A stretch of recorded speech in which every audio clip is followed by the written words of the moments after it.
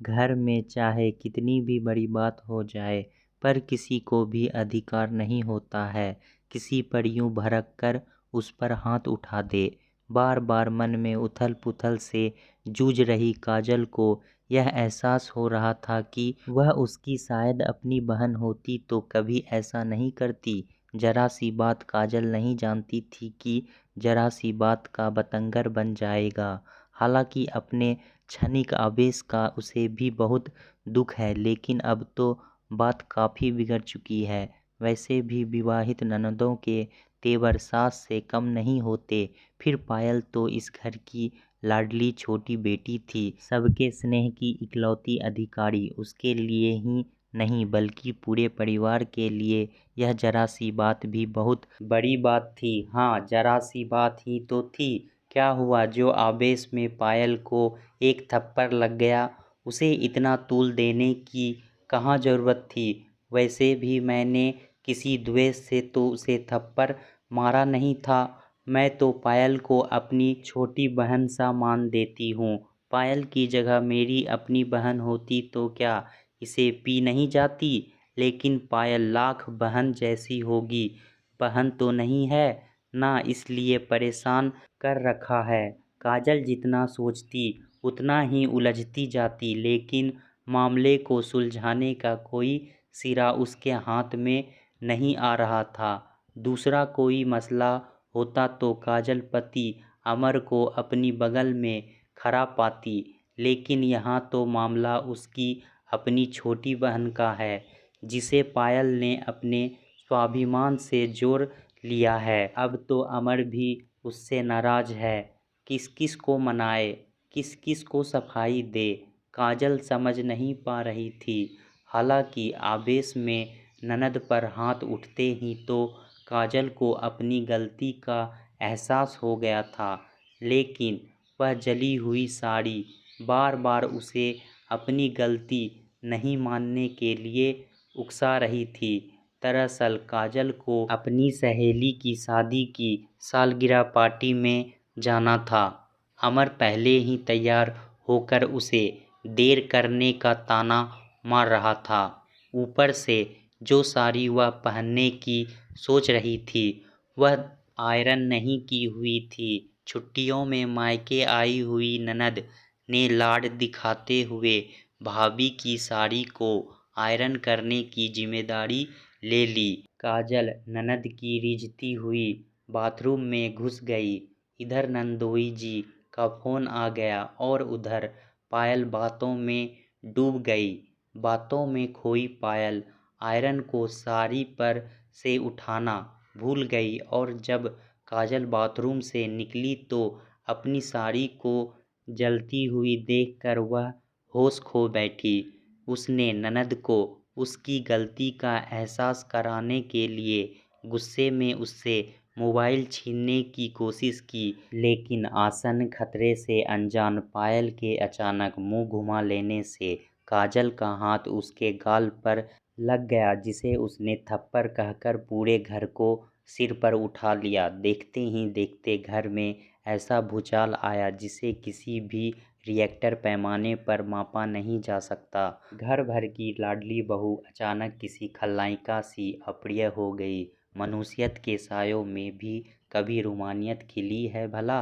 काजल का पार्टी में जाना तो कैंसिल होना ही था। अब सास ननद तो रसोई में घुसने से रही, क्योंकि वह तो पीड़ित पक्ष था। लिहाजा काजल को ही रात के खाने में जुटना पड़ा। खाने की मेज पर सबके मुंह चपातियों की तरह फूले हुए थे। ननद ने खाने की तरफ देखना तो दूर, खाने की मेज पर आने तक से इनकार कर दिया। सास ने बहुत मनाया कि किसी तरह 2 कौर हलक से नीचे उतार ले, लेकिन रूठी हुई रानियां भी भला बनवास से कम मानी है कभी? पायल की जिद थी कि भाभी उससे माफ़ी मांगे, सिर्फ दिखावे भर की नहीं बल्कि पश्चाताप के आंसू से तर माफ़ी। उधर काजल इसे अपनी गलती ही नहीं मान रही थी, तो माफ़ी और पश्चाताप तो प्रश्न ही नहीं उठता, बल्कि वह तो चाह रही थी कि पायल को उसकी कीमती साड़ी जलने का अफसोस करते हुए स्वयं उससे माफ़ी मांगनी चाहिए। जिस तरह से एक घर में दो महत्वाकांक्षाएं नहीं रह सकती, उसी तरह से यहाँ भी यह जरा सी बात अब प्रतिष्ठा का सवाल बनने लगी थी। पायल अब यहाँ एक पल रुकने को तैयार नहीं थी। वहीं सास को डर था कि बात समधियाने तक जाएगी तो बेकार ही धूल उड़ेगी। किसी तरह सास उसे मामला सुलटने तक रुकने के लिए मना सकी। एक उम्मीद थी कि हो सकता है 1 से 2 दिनों में काजल को अपनी गलती का एहसास ही हो जाए। ससुर जी का कमरा और सास की अध्यक्षता। देर रात तक चारों की मीटिंग चलती रही। काजल इस मीटिंग से बहिष्कृत थी। अपने कमरे में विचारों की तरह उथल-पुथल हो रही काजल के लिए पति को अपने पक्ष में करना कठिन नहीं था। पुरुष की नाराजगी भला होती ही कितनी देर तक है। कामिनी स्त्री की पहल जितनी ही ना एक रत्ती शस्त्र में ही पुरुष घुटनों पर आ जाता है। लेकिन आज काजल इस अमोघ बाण को चलाने के मूड में भी तो नहीं थी। वह भी देखना चाहती थी कि ससुर जी के कमरे में होने वाले मंथन से उसके हिस्से में क्या आता है। जानती थी कि हलाहल ही होगा, लेकिन बस आधिकारिक घोषणा का इंतजार कर रही थी। ढलती रात अमर ने कमरे में प्रवेश किया। काजल जागते हुए भी सोने का नाटक करती रही। अमर ने उसकी कमर के गिर्द घेरा डाल दिया। काजल ने कसमसा कर अपनी मुंह उसकी तरफ घुमाया। काजल, तुम सुबह पायल से माफ़ी मांग लेना। बड़ी मुश्किल से उसे इस बात के लिए राजी कर पाए हैं कि वह इस बात को यहीं ख़त्म कर दे। अमर ने अपनी आवाज़ को यथासंभव धीरे रखा ताकि बात बेडरूम से बाहर ना जाए। सुबह काजल ने अपनी नैतिक जिम्मेदारी समझते हुए सबको चाय थमाई, लेकिन आज इस चाय में किसी को कोई मिठास महसूस नहीं हुई। पति का प्रस्ताव सुनते ही काजल के सीने में जलन होने लगी। अमर, तुम भी जिसने गलती की उसी का पक्ष ले रहे हो। एक तो तुम्हारी उस नकचरी बहन ने मेरी इतनी कीमती साड़ी का सत्यानाश कर दिया, ऊपर से तुम चाहते हो कि मैं नाराज़गी जाहिर करने का अपना अधिकार भी खो दूं, गिर जाऊं उसके पैरों में। नहीं, मुझसे यह नहीं होगा, किसी सूरत नहीं। काजल फुफकारी, एक साड़ी ही तो थी ना, जाने दो, मैं वैसी 5 नई ला दूंगा। तुम प्लीज उससे माफ़ी मांग लो। अमर ने फिर खुशामद की, लेकिन काजल ने कोई जवाब नहीं दिया और पीठ फेर कर सो गई। अमर ने उसे मजबूत बाहों से पकड़कर जबरदस्ती अपनी तरफ फेरा। काजल को उसकी यह हरकत बहुत ही नागवार लगी। एक थप्पड़ ही तो मारा था ना, वह भी उसकी गलती पर। यदि वह तुम्हारी बहन ना होकर मेरी बहन होती तब भी क्या ऐसी ही बवाल मचता? बात आई गई हो जाती। तुम बहन भाई कभी आपस में लड़ते नहीं क्या? क्या तुमने या तुम्हारे माँ पापा ने आज तक कभी उस पर हाथ नहीं उठाया? फिर आज यह महाभारत क्यों छिड़ गई? काजल ने उसका हाथ झटकते हुए कहा। अमर ने बात आगे ना बढ़ाना ही उचित समझा। उस रात शायद घर का कोई भी सदस्य नहीं सोया होगा। सब अपने अपने मन को मत रहे थे। विचारों की झड़ी लगी थी। पायल माँ के आंचल को भिगो रही थी तो काजल तकिए को। सुबह काजल ने अपनी नैतिक जिम्मेदारी समझते हुए सबको चाय थमाई, लेकिन आज इस चाय में किसी को कोई मिठास महसूस नहीं हुई। पायल और सास ने तो कप को छुआ तक नहीं, बस घूरती ही रही। हर कोई बातचीत शुरू होने की प्रतीक्षा कर रहा था। भाई, तुम किसे ज़्यादा प्यार करते हो, मुझे या अपनी बीवी को? अचानक पायल का अटपटा प्रश्न सुनकर अमर चौंक गया। उसने अपनी माँ की तरफ देखा। माँ ने कन्नी काट ली। पिता ने अपना सर अखबार में घुसा लिया। काजल की निगाहें भी अमर के चेहरे पर टिक गई। यह कैसा बेतुका प्रश्न है। अमर ने धर्म संकट से बचना चाहा, लेकिन यह इतना आसान कहाँ था। अटपटा चटपटा, मैं नहीं जानती। आप तो जवाब दो कि यदि आपको बहन और बीबी में से एक को चुनना पड़े तो आप किसे चुनेंगे। पायल ने उसे रणछोड़ नहीं बनने दिया। अमर ने देखा कि काजल बिना उसके जवाब की प्रतीक्षा किए ही बाथरूम में घुस गई। उसने राहत की सांस ली। वह पायल की बगल वाली कुर्सी पर आकर बैठ गया। अमर ने स्नेह से बहन के गले में अपने हाथ डाल दिए। धीरे से गुनगुनाया, फूलों का तारों का सबका कहना है, एक हजारों में मेरी बहना है। दृश्य देखकर माँ मुस्कुराई। पिता का सीना गर्व से चौड़ा हो गया।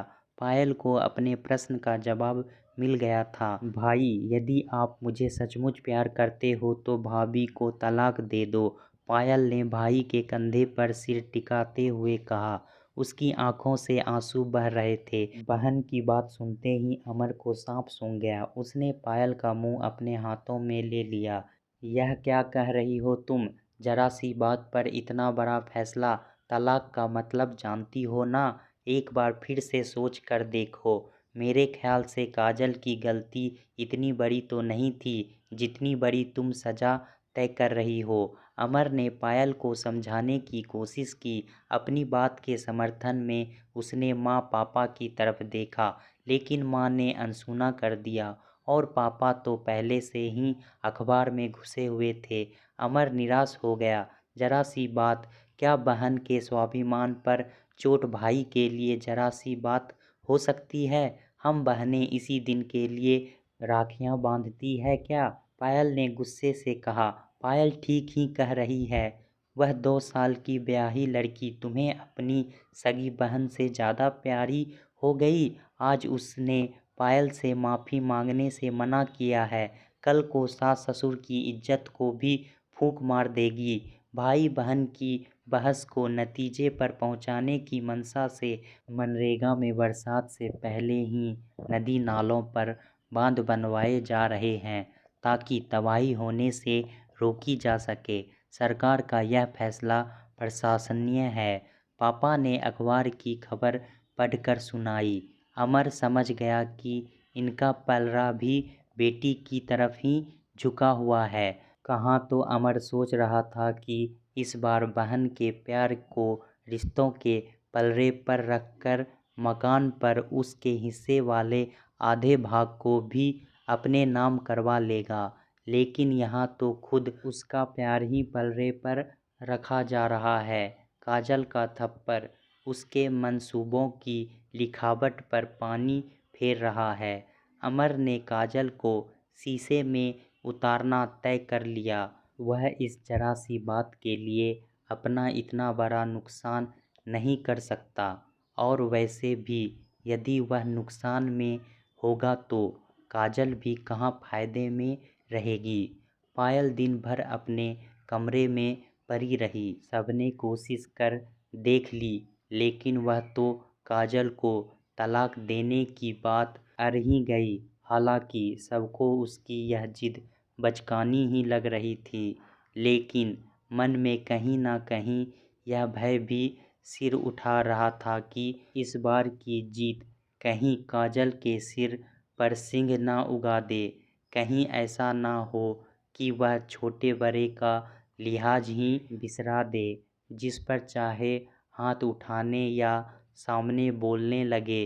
कहावत के अनुसार उसने पायल के पात्र की कल्पना करके अनायास काजल के चेहरे पर मुस्कान आ गई। अमर को लगा अब उसके प्रयास सही दिशा में जा रहे हैं। झाड़ियों को बेतरतीब होने से पहले ही कतर देना ठीक रहता है, इसलिए काजल को एक सबक सिखाने के पक्ष में तो सभी थे। काजल सुनो ना। रात को सोने से पहले अमर ने स्वर पर चाशनी चढ़ाई। काजल ने सिर्फ आंखों से पूछा, क्या है। पायल को सॉरी बोल भी दो ना। उसका बाल हट समझ कर जरा सोचो। यदि यह बात उसकी ससुराल चली गई तो वे लोग हमारे बारे में क्या सोचेंगे, खासकर तुम्हारे बारे में। तुम जानती हो ना कि पायल के ससुर जी तुम्हें कितना मान देते हैं। अमर ने निशाना साधकर चोट की निशाना लगा भी सही जगह पर, लेकिन प्रहार अधिक दमदार न होने के कारण अपने लक्ष्य को भेद नहीं सका। इसे बालहट नहीं, इसे तिरियाहट कहते हैं। काजल ने ननद पर व्यंग कसते हुए पति के कमजोर ज्ञान पर तीर चला दिया। अमर को पत्नी की बात खली तो बहुत, लेकिन मौके की नजाकत को भांपते हुए उसने इसे खुशी खुशी सह लिया। अरे हाँ, तुम तो साहित्य में मास्टर हो। एक कहावत सुनी ही होगी कि जरूरत पड़ने पर गधे को भी बाप बनाना पड़ता है। समझ लो कि आज अपनी जरूरत है और हमें पायल को मनाना है। अमर ने आवेश में काजल के हाथ पकड़ लिए। कहावत के अनुसार उसमें पायल के पात्र की कल्पना करके अनायास काजल के चेहरे पर मुस्कान आ गई। अमर को लगा मानो सब उसके प्रयास सही दिशा में जा रहे हैं। उसने काजल को सारी बात बताते हुए उसे अपनी योजना में शामिल कर लिया। रूठे हुए पति पत्नी के मिलन के बीच एक प्यार भरी मुनहार ही तो दूरी होती है। अभिसार के एक इस करार के साथ ही यह दूरी खत्म हो गई।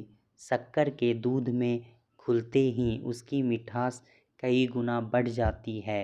अगली सुबह काजल को सबको गुनगुनाते हुए चाय बनाते देखा तो इस परिवर्तन पर किसी को यकीन नहीं हुआ। अमर जरूर राजभरी पुलक के साथ मेज पर हाथों से तबला बजा रहा था। माँ पापा उठकर कमरे से बाहर आ चुके थे। पायल अभी भी भीतर ही थी। काजल ने 3 कप चाय बाहर रखे और 2 कप लेकर पायल को उठाने चल दी। माँ पापा की आंखें लगातार उसका पीछा कर रही थी। आई एम सॉरी पायल, मुझे इस तरह व्यवहारी नहीं करना चाहिए था। प्लीज़ मुझे माफ़ कर दो। काजल ने बिस्तर में गुमसुम बैठी ननद के पास बैठते हुए कहा। पायल को सुबह सुबह इस माफ़ीनामे की उम्मीद नहीं थी। वह अकचका गई। कल तक मैं इसे जरा सी बात ही समझ रही थी और तुम्हारी जिद को तुम्हारा बचपना, लेकिन कल रात जब से मैंने थप्पड़ मूवी देखी है तब से तुम्हारे दर्द को बहुत नज़दीक से महसूस कर पा रही हूँ। मैं इस बात से शर्मिंदा हूँ कि एक स्त्री होकर मैं तुम्हारे स्वाभिमान की रक्षा नहीं कर पाई। मैं सचमुच तुमसे माफ़ी मांगती हूँ, दिल से। पायल ने देखा काजल की पलकें सचमुच नम थी। उसने एक पल सोचा और भाभी के गले में बाहें डाल दी। अमर खुश था कि वह अपनी योजना को अमली जामा पहनाने में कामयाब हुआ। माँ बाप खुश थे क्योंकि बेटी खुश थी और पायल खुश थी क्योंकि एक स्त्री ने दूसरी स्त्री के स्वाभिमान को पोषित किया था।